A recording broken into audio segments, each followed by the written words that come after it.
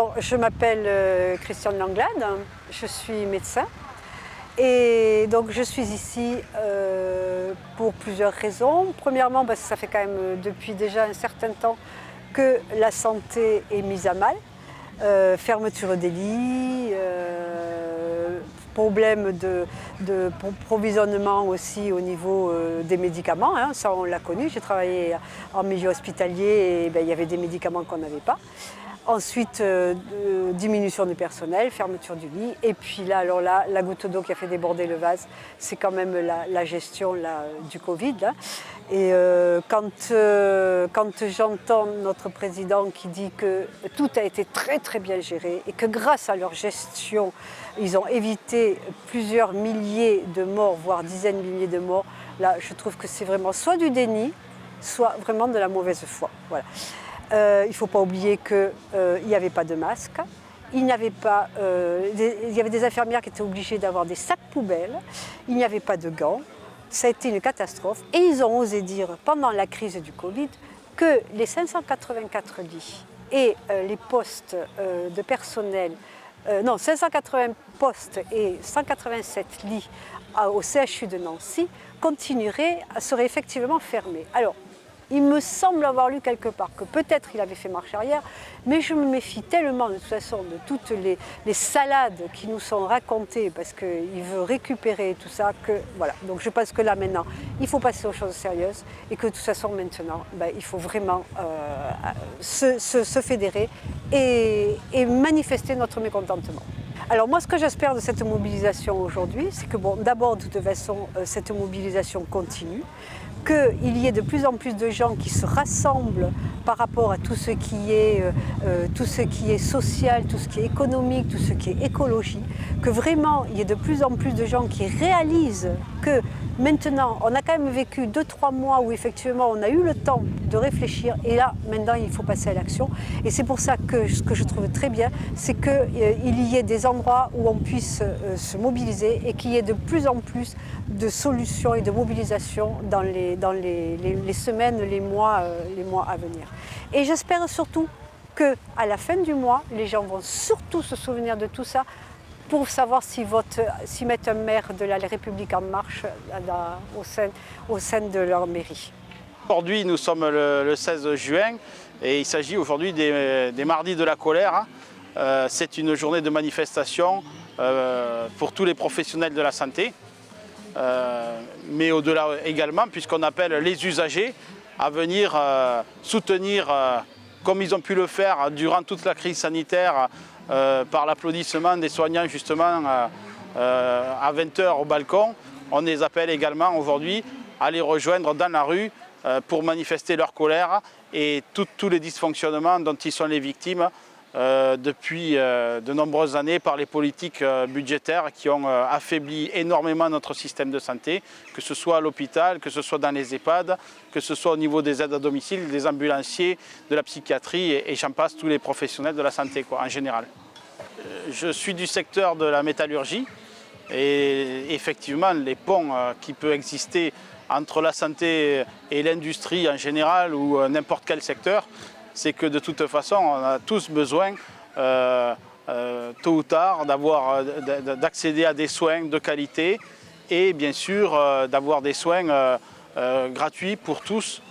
Donc c'est le principe de la sécurité sociale qui est à la base de notre système de soins et qui malheureusement, ce système de sécurité sociale, via les cotisations des travailleurs dans les entreprises de l'industrie et de tous les secteurs, puisque les cotisations servent à financer notre sécurité sociale.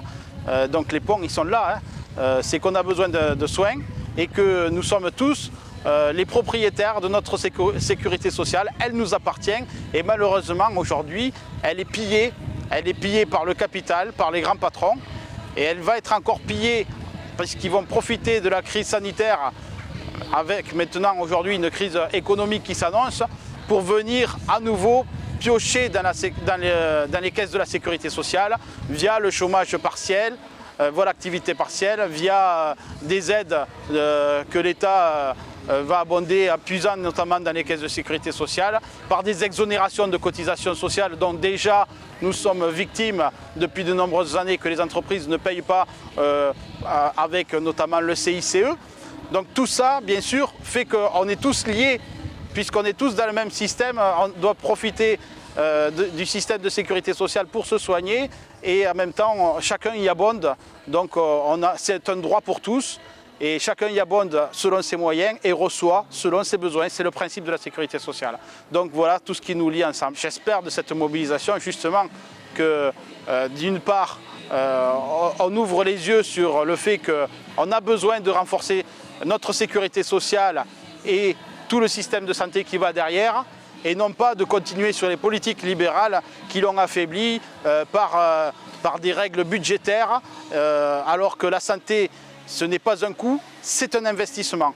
Donc aujourd'hui, nous devons imposer au gouvernement et au patronat que la santé devienne un investissement et arrêter de la prendre comme un coût avec des règles budgétaires qui n'ont fait que supprimer des lits, casser des emplois, sous-rémunérer les personnels de santé qui aujourd'hui malheureusement travaillent dans des conditions souvent très pénibles, qui prennent des risques, et on l'a vu notamment dans la crise Covid, prennent des risques pour leur vie, pour leur famille, et ont une rémunération qui est proche du SMIC pour la plupart, et même qui est sous-rémunérée pour l'ensemble. Alors moi, en tant que militant syndical, même la période de confinement a été une période intense, parce que c'était une période sous une autre forme de pouvoir garder le contact avec l'ensemble des militants et de permettre aussi de continuer la lutte. La première lutte des luttes, c'était pour garantir la santé et la sécurité des travailleurs dans leur entreprise ou dans leur service. Et ça n'a pas été une tâche facile, parce que même les ordonnances, les décrets du gouvernement ont largement entamé le devoir de l'employeur qui doit garantir la sécurité des salariés, et n'a toujours pas défini d'ailleurs d'activité essentielle à maintenir dans une période comme celle qu'on vient de traverser. Donc mon rôle a été assez intense dans la mesure où c'était aussi de faire le lien entre les militants pour qu'ils défendent leurs droits à la santé et leur droit à pouvoir travailler dans des conditions sans risque. Je suis conseillère municipale de la liste Cap à gauche à la mairie de Cahors. Et Cap à gauche vient soutenir l'appel des soignants. Durant toute la campagne des élections municipales, on a défendu les services publics, tous les services publics qui sont garants de la cohésion et d'une politique d'égalité pour tous les citoyens, et notamment le système hospitalier. Le maire étant président du comité de surveillance de l'hôpital de Cahors, on trouve important que la municipalité fasse corps derrière le personnel soignant et non soignant pour refuser les fermetures de lits, de services, pour demander les moyens nécessaires, les formations pour les personnels, un plan de recrutement massif, et pour que les soignants aient une vraie place dans les instances décisionnelles du service hospitalier. Donc notre présence aujourd'hui, elle est naturelle, elle est importante. Et on souhaite que les citoyens qui se sont mobilisés durant le confinement pour applaudir, pour féliciter, encourager les soignants, viennent les rejoindre, parce que ce qu'on voit advenir n'est pas réjouissant. Et sans mobilisation citoyenne forte, ça va être dur pour l'hôpital d'obtenir les moyens qui sont nécessaires. Je suis enseignante donc en école primaire, en maternelle et élémentaire.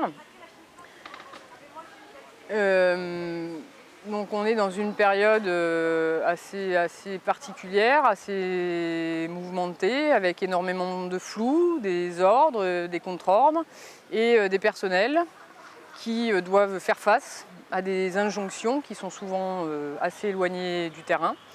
Donc on fait au mieux pour que les enfants qui sont accueillis à l'école passent des journées les plus confortables possibles. Et par contre, on se rend bien compte qu'on n'a pas récupéré tous les enfants qu'on aimerait voir en priorité. Alors j'espère de cette mobilisation qu'elle fasse basculer la direction que prend le pouvoir aujourd'hui. C'est-à-dire que quand on voit ce que présagent les Ségur de la santé, où on est encore dans une libéralisation du système hospitalier, c'est pas possible, c'est pas du tout ce que les gens ont réclamé. Donc il faut que les gens descendent, viennent réclamer que leur hôpital ait les moyens de soigner tout le monde, qu'on ne se retrouve pas à confiner, parce que si soit le confinement, soit de la médecine de guerre, c'est plus possible. On est dans un pays qui est riche, qui a les moyens, et il doit donner des moyens d'abord aux services hospitaliers et à tous les services publics en général. Aide-soignant à l'hôpital de Gourdon, je suis secrétaire du syndicat CGT de l'hôpital de Gourdon. Alors je suis ici aujourd'hui parce que les blablas, il y en a marre. Maintenant, ce que nous voulons, c'est des actes. On nous promet beaucoup de choses, ça n'arrive jamais. Beaucoup de réunions qui servent à rien ou qui servent pour nous endormir, qui durent des mois, des semaines, des années, et au final on n'a jamais rien et on a de moins en moins. Donc nous, ce que nous voulons, c'est tout de suite, c'est des agents supplémentaires.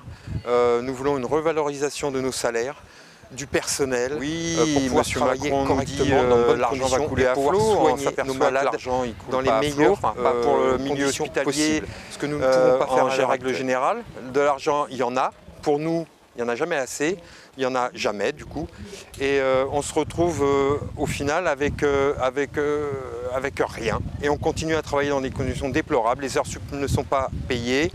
On demande beaucoup et en contrepartie, on n'a rien.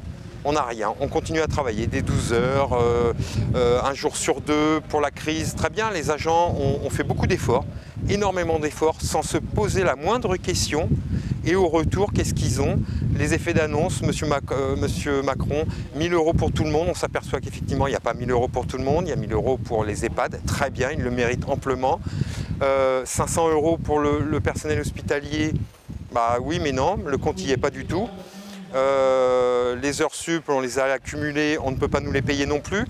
Donc au final, on se retrouve dégoûté, franchement dégoûté de travailler dans ces conditions. Alors je ne sais pas comment va se passer un possible reconditionnement, s'il y en a un autre, ce que je n'espère pas. Mais en tout cas, ce qui est sûr, c'est que le personnel maintenant est quand même très démobilisé.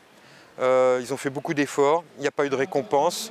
On nous dit que nos salaires risquent d'être revalorisés par le Ségur, mais bon, ça va durer combien de temps ces réunions? Pour quand? On ne sait pas. Combien? On ne sait pas. Donc au final, on ne sait rien, on ne nous dit rien et on nous prend pour des cons. Voilà.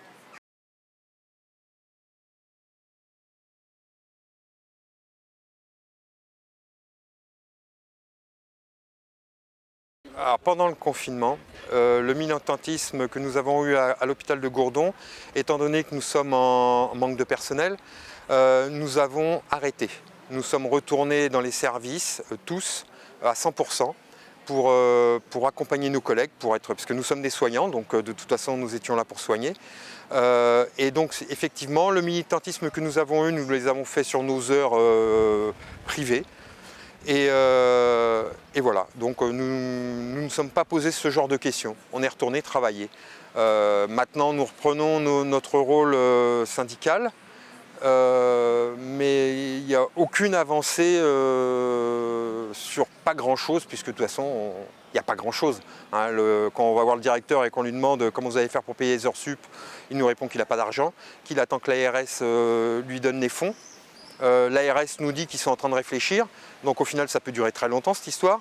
Les agents ont des heures sup des années antérieures qui sont au plafond et on s'est créé en 2 mois, certains agents ont réussi à se créer 30, 60, une centaine d'heures sup et ils savent pas comment ils vont les récupérer, il n'y a pas de personnel pour les remplacer, il n'y a pas d'argent pour les payer, donc voilà, on en est là, nulle part.